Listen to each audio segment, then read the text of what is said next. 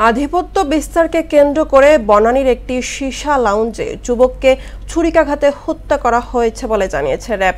চাঞ্চল্যকর হত্যায় জড়িত 2 আসামিকে কুমিল্লা থেকে গ্রেফতার করা হয়েছে বলে জানায় র্যাব 1-এর অধিনায়ক লেফটেন্যান্ট কর্নেল আশিকুর রহমান।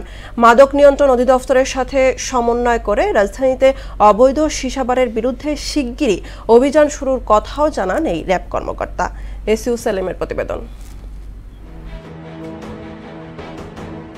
গেল 14 আগস্ট বনানী এলাকার একটি সীসাবারে খুন হন ইন্টারনেট ব্যবসায়ী রাহাত হোসেন রাব্বি। সেদিন ভোররাতে বন্ধু নুরুল ইসলামকে সাথে নিয়ে 360 নামের সীসা লাউঞ্জ থেকে সিঁড়ি বেয়ে নিচে নামার সময় কয়েকজনের সাথে তাদের তর্ক বিতর্ক হয়। এক পর্যায়ে তাদের ছুরিকাঘাত করে পালিয়ে যায় দুর্বৃত্তরা। পরে হাসপাতালে নেয়ার পর রাব্বিকে মৃত ঘোষণা করা হয়। চাঞ্চল্যকর হত্যার রহস্য উদ্ঘাটন ও আসামি গ্রেফতারের বিষয়ে জানাতে সকালে সংবাদ সম্মেলন করে র্যাব 1। আধিপত্য বিস্তারকে কেন্দ্র করে রাব্বিকে হত্যা করা হয় বলে জানান র্যাব 1-এর অধিনায়ক।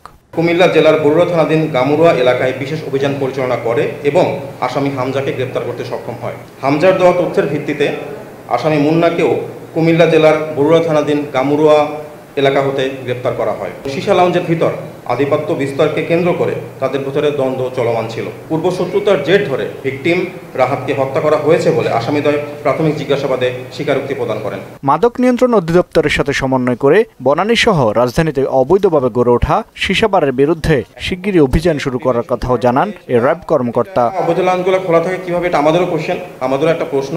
এটা নিয়ে র্যাব কাজ করছে যে এইসব এলাকায় আমাদের এওয়ারে যতগুলো অবৈধ লাউঞ্জ আছে আমরা মাদকদ্রব্য নিয়ন্ত্রণ অধিদপ্তরের সাথে কোঅর্ডিনেশন সম্পন্ন করে দেন আমরা ইনশাআল্লাহ এসবের বিরুদ্ধে অভিযানে যাব।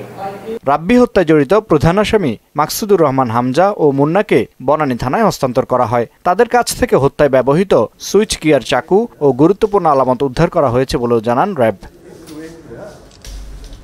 এসইউ সেলিম, মোহনা সংবাদ, ঢাকা।